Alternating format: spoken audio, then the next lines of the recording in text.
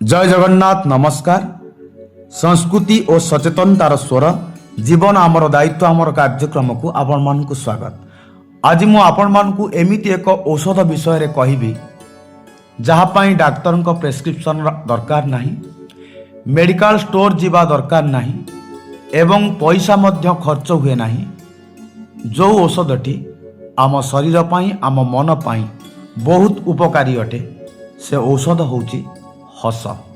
हसिबा पाई टंका दरकार पड़े नहीं, किंतु यार प्रभाव बहुत अमूल्य अटे।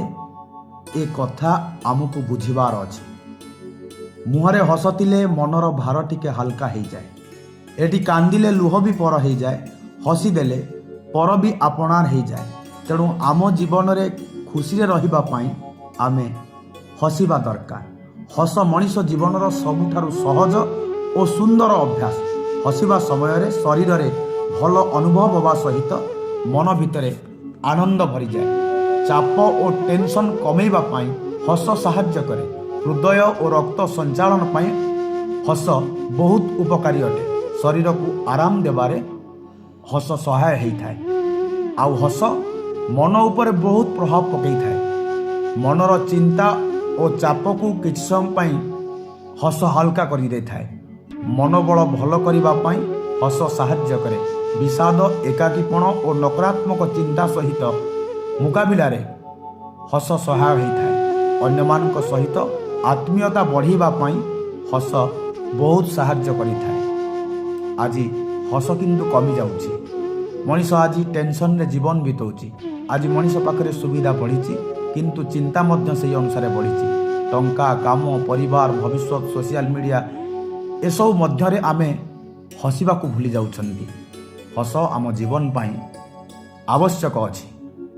हसंतु, हस को जीवनर अभ्यास रे पकांतु। सकाळे निजकु देखि टिके हसिबार प्रचेष्टा करंतु। परिवार सहित बसी किछ समय हसी हसी आलोचना करंतु। अन्य को हसांतु, निजे मध्य हसंतु।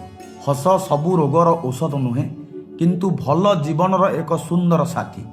मन खुशी रहिले जीवनर कष्ट को सामना करिबार शक्ति बढ़े। तेणु निजे हसंतु, अन्य को हसांतु, कारण हस आमर, जीवन आमर, दायित्व आमर। जड़े मनीष प्रतिदिन सकाळु उठी ऑफिस जाउथिले। भल चाकरी, भल घर, भल परिवार सब किछि थिला, किंतु गोटिए कथा धीरे धीरे तांको जीवनरु हरि जाउथिला, ताहा होछि हस।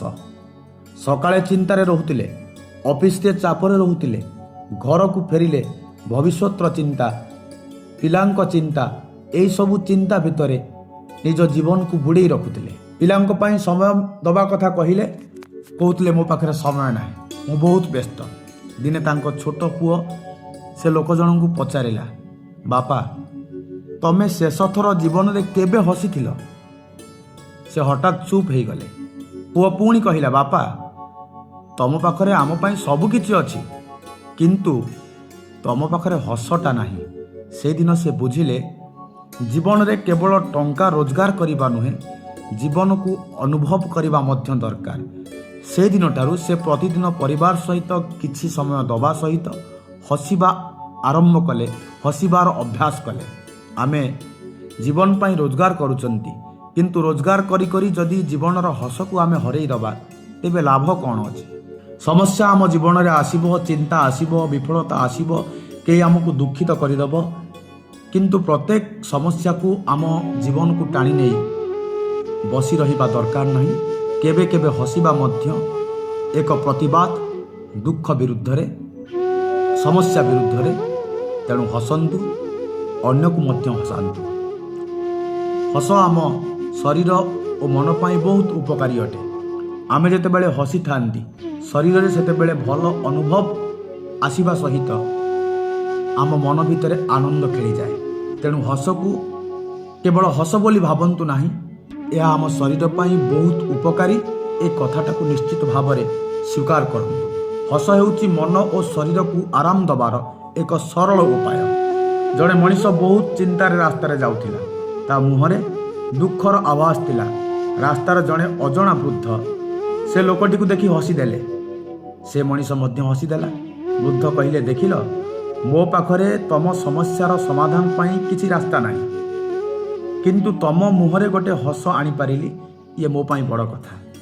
ଯେତେବେଳେ ଆମେ ଅନ୍ୟର ସମସ୍ୟା ସମାଧାନ କରିପାରୁନାହାନ୍ତି, ଅନ୍ତତଃ ପକ୍ଷେ ସେତେବେଳେ ତା ମୁହଁରେ ଟିକେ ହସ ଫୁଟେଇ ପାରିବା। ଗୋଟିଏ ହସ, ଗୋଟିଏ ସ୍ନେହଭରା ବ୍ୟବହାର କାହାର ଦିନଟିକୁ ମଧ୍ୟ ବଦଳାଇ ଦେଇପାରେ। ତେଣୁ ଆସନ୍ତୁ ହସକୁ ଆମ ଜୀବନରେ ଧାରଣ କରିବା, ହସିବାର ଅଭ୍ୟାସ କରିବା। ହସ ବିଷାଦକୁ କମ୍ କରିଥାଏ। ଟେନସନ୍ ମୁକ୍ତ ଜୀବନଟିଏ ଯିବା ପାଇଁ ହସ ନିହାତି ଦରକାର। ମନ ଖରାପ ଥିଲେ ହସିବା ସବୁବେଳେ ସହଜ ନୁହେଁ। ଗଭୀର ବିଷାଦ ଭିତରେ ଥିଲେ, ମାନସିକ ସମସ୍ୟା ଥିଲେ ହସିବା ଏତେ ସହଜ କଥା ନୁହେଁ। କିନ୍ତୁ ଏକଥା ଆମେ ଭାବିବା ଦରକାର, ଉପରବାଲା କାନ୍ଦିବା ପାଇଁ ଆମକୁ ଆଖି ଦୁଇଟା ଦେଇଛନ୍ତି। 3 ଆଙ୍ଗୁଳି ମାପି ଦେଲା ପରେ ହସିବା ପାଇଁ ଓଠଟିଏ ଦେଇଛନ୍ତି। ଆମେ ଆଖି ଦ୍ୱାରା କାନ୍ଦିବା କି ଓଠରେ ହସିବା, ନିର୍ଣ୍ଣୟ ଆମ ହାତରେ ଅଛି। ଆମେ ଘରକୁ ସୁନ୍ଦର କରିବା ପାଇଁ ପରଦା କିଣୁଛନ୍ତି, ରଙ୍ଗ କରୁଛନ୍ତି, ଆଲୋକରେ ସଜଉଛନ୍ତି, ବିଭିନ୍ନ ପ୍ରକାର ଡେକୋରେସନ୍ କରୁଛନ୍ତି। କିନ୍ତୁ ଘରକୁ ସତରେ ସୁନ୍ଦର କରୁଥିବା ଜିନିଷଟି ହେଉଛି ପରିବାରର ହସ। ଟଙ୍କା ଘରକୁ ବଡ଼ କରିପାରେ, କିନ୍ତୁ ହସ ଘରକୁ ଖୁସିରେ ଭରି ଦେଇପାରେ। ତେଣୁ ଆଜିଠାରୁ ଗୋଟିଏ ସଂକଳ୍ପ କରିବା, ମୁଁ ନିଜେ ହସିବି, ଅନ୍ୟକୁ ହସାଇବି। କାହାର ଦୁଃଖର କାରଣ ନୁହେଁ, କାହାର ହସର କାରଣ ହେବି। ଏହା ହିଁ ହେଉଛି ଜୀବନର ସବୁଠୁ ବଡ଼ କଥା। ଆଉ ଗୋଟେ କଥା ମନେ ରଖିବା, ହସ ହେଉଛି ମନର ଭାଷା। ସବୁ କଥା ଶବ୍ଦରେ କହିବା ଦରକାର ନାହିଁ। କେବେ କେବେ ଗୋଟିଏ ହସ ହିଁ କହିଦିଏ ଆପଣ ଆଉ ଜଣଙ୍କୁ କେତେ ଭଲ ପାଆନ୍ତି, କେତେ ନିଜର ଭାବନ୍ତି। ଗୋଟିଏ ହସର ମୂଲ୍ୟ ଅମୂଲ୍ୟ, ତାର ମୂଲ୍ୟ କିଛି ନାହିଁ। ଆମେ ଦୋକାନରୁ ଅନେକ ଜିନିଷ କିଣିପାରିବା, କିନ୍ତୁ ଜଣେ ମଣିଷର ସତ ହସ କିଣିପାରିବା ନାହିଁ। ସେଥିପାଇଁ ହସ ହେଉଛି ମାଗଣାରେ ଦିଆଯାଇପାରୁଥିବା ସବୁଠାରୁ ମୂଲ୍ୟବାନ ଉପହାର। ହସ ଆମ ସମ୍ପର୍କକୁ ମଜବୁତ କରେ। ସ୍ୱାମୀ ସ୍ତ୍ରୀ ମଧ୍ୟରେ, ବାପା ମା ମଧ୍ୟରେ, ପିଲାମାନଙ୍କ ମଧ୍ୟରେ, ଭାଇ ଭଉଣୀ ମଧ୍ୟରେ ଗୋଟିଏ ହସ ଅନେକ ଦୂରତାକୁ କମେଇ ଦେଇପାରେ। ଯେଉଁ ଘରେ ହସ ଅଛି ସେଠାରେ ସମ୍ପର୍କ ଜୀବନ୍ତ ଅଛି। ହସନ୍ତୁ, କିନ୍ତୁ କାହାକୁ ଦେଖି ହସନ୍ତୁ ନାହିଁ। ଏଠାରେ ଗୋଟିଏ ବଡ଼ କଥା ଅଛି। କାହାକୁ ନେଇ ହସିବା ଓ କାହାକୁ ହସାଇବା ଦୁଇଟି ସମାନ କଥା ନୁହେଁ। କାହାର ଦୁର୍ବଳତା, ଦାରିଦ୍ର୍ୟ, ଶାରୀରିକ ଅସୁବିଧା କିମ୍ବା ଦୁଃଖକୁ ନେଇ ହସିବା କଥା ନୁହେଁ। ଆମର ହସ ଏମିତି ହେଉ ଯାହା ଅନ୍ୟର ହୃଦୟକୁ ଆଘାତ ନ ଦେଇ ତା ମୁହଁରେ ହସ ଟିକେ ଆଣିବ, ଆଉ ସେ ଟିକେ ଖୁସି ହେଉଥିବ। ଆଜି ଜୀବନରେ ଆମେ ବଡ଼ ହେଇଗଲେ, କିନ୍ତୁ ହସିବାର ସରଳତାଟିକୁ ଆଜି ହରେଇଦେଲେ। ଜୀବନରେ ସବୁଦିନ ସମସ୍ୟା ରହିବ ନାହିଁ, କିନ୍ତୁ ସମସ୍ୟା ଥିବା ଦିନରେ ମଧ୍ୟ ଆମେ ଆମ ଜୀବନରେ ହସକୁ ଖୋଜିପାରିବା ଆଉ ହସିପାରିବା। କାରଣ ହସ ସମସ୍ୟାକୁ ସବୁବେଳେ ଦୂର କରେ ନାହିଁ, କିନ୍ତୁ ସମସ୍ୟାକୁ ସାମ୍ନା କରିବାର ମନୋବଳ ଦେଇପାରେ। ତେଣୁ ହସନ୍ତୁ, ନିଜ ପାଇଁ, ପରିବାର ପାଇଁ, ଜୀବନ ପାଇଁ, ଜୀବନକୁ ସୁନ୍ଦର କରିବା ପାଇଁ। ହସ ଛୋଟ ହେଇପାରେ, କିନ୍ତୁ ତାର ପ୍ରଭାବ ବହୁତ ବଡ଼ ହେଇଥାଏ। ଜଣେ ମା ସବୁବେଳେ ଘର କାମରେ ବ୍ୟସ୍ତ। ସକାଳୁ ଉଠି ପରିବାର ପାଇଁ କାମ, ପିଲାଙ୍କ ଯତ୍ନ, ସ୍ୱାମୀଙ୍କ ଯତ୍ନ, ନିଜ ପାଇଁ ସମୟ ନାହିଁ। ଦିନେ ଝିଅଟି ମାର ପୁରୁଣା ଫଟୋ ଦେଖୁଥିଲା। ଫଟୋରେ ମା ବହୁତ ହସୁଥିଲେ। ଝିଅ ପଚାରିଲା, ମା ତୁ ଏବେ ଆଉ ଏମିତି ହସୁନାହୁଁ କାହିଁକି? ମା କିଛି କହିଲା ନାହିଁ। ସେଦିନ ଝିଅ ମାକୁ କହିଲା, ମା ତୁ ଆମ ପାଇଁ ବହୁତ କିଛି କରିଛୁ, ଏବେ ଟିକେ ନିଜ ପାଇଁ ମଧ୍ୟ କରିବା ଦରକାର। ନିଜ ପାଇଁ ଟିକେ ହସିବା ଦରକାର। କଥାଟି ଛୋଟ, ଅର୍ଥ କିନ୍ତୁ ବହୁତ ବଡ଼। ଆମେ ଅନେକ ସମୟରେ ପରିବାରକୁ ଖୁସି ରଖିବାକୁ ଯାଇ ନିଜ ହସକୁ ହରାଇ ଦେଉଛନ୍ତି। ଏ କଥା ଆମକୁ ବୁଝିବାର ଅଛି। ଆମେ ଶରୀରକୁ ବିଶ୍ରାମ ଦେବା ପାଇଁ ଶୋଇପଡ଼ନ୍ତି, କିନ୍ତୁ ମନକୁ କେମିତି ବିଶ୍ରାମ ଦେବା? କିଛି ସମୟ ପାଇଁ ଚିନ୍ତା ଆମ ପାଖକୁ ନ ଆସୁ, ସେ କଥା ପାଇଁ ଆମେ ଟିକେ ହସିବା। ପ୍ରିୟ ଲୋକଙ୍କ ସହିତ ହସି ହସି କଥା ହେବା, ଭଲ କଥା ଟିକେ କହିବା, ସଙ୍ଗୀତ ଶୁଣିବା, ଏସବୁ କଥା ମନକୁ ହାଲକା କରିବ ଏବଂ ମନ ମଧ୍ୟ ଆନନ୍ଦ ଅନୁଭବ କରିବ। ମନ ପାଇଁ ହସ ନିହାତି ଜରୁରୀ, ଏ କଥା ଆମେ ଟିକେ ବୁଝିବା। ବୟସ ବଢ଼ିବା ସହିତ ଆମେ କହୁ, ଏବେ ଆଉ ପିଲା ଭଳି ହସିବା ଭଲ ଲାଗୁନି। କିନ୍ତୁ ଭାବନ୍ତୁ, ପିଲା ହସିଲେ ଆମେ କାହିଁକି ଖୁସି ହୁଅନ୍ତି? କାରଣ ତା ହସରେ କୌଣସି ଅଭିନୟ ନଥାଏ। ଆମେ ବଡ଼ ହେବା ସହିତ ଅନେକ କଥା ଶିଖିଲେ, କିନ୍ତୁ ନିଷ୍କପଟ ଭାବରେ ହସିବାଟା ଭୁଲିଗଲେ। ବୟସ ବଢ଼ୁ, କିନ୍ତୁ ହସ କେବେ ବୁଢ଼ା ନ ହେଉ। ଜୀବନରେ ଦୁଃଖ ଆସିବ, ଲୁହ ଆସିବ, ସମସ୍ୟା ଆସିବ, କିନ୍ତୁ ସେହି ସବୁ ମଧ୍ୟରେ ଯିଏ ହସିବା ଶିଖିଯାଏ ସେ ଜୀବନକୁ ଜିତିବାର ଏକ ବଡ଼ କଳା ଶିଖିଯାଏ। ତେଣୁ ବନ୍ଧୁ ଆସନ୍ତୁ ହସିବା, ଅନ୍ୟକୁ ହସେଇବା, କାରଣ ଆପଣଙ୍କ ହସ କେବଳ ଆପଣଙ୍କର ନୁହେଁ, ଆପଣଙ୍କ ଚାରିପାଖରେ ଥିବା ଲୋକଙ୍କ ଖୁସିର ମଧ୍ୟ ଏକ କାରଣ। ଟଙ୍କା ଦେଲେ ଟଙ୍କା କମିଯାଏ, କିନ୍ତୁ ହସ ଦେଲେ ହସ କମେ ନାହିଁ, ବରଂ ବଢ଼ିଯାଏ। ତେଣୁ ହସ ଦେବାରେ କେବେ କଞ୍ଜୁସ୍ କରନ୍ତୁ ନାହିଁ।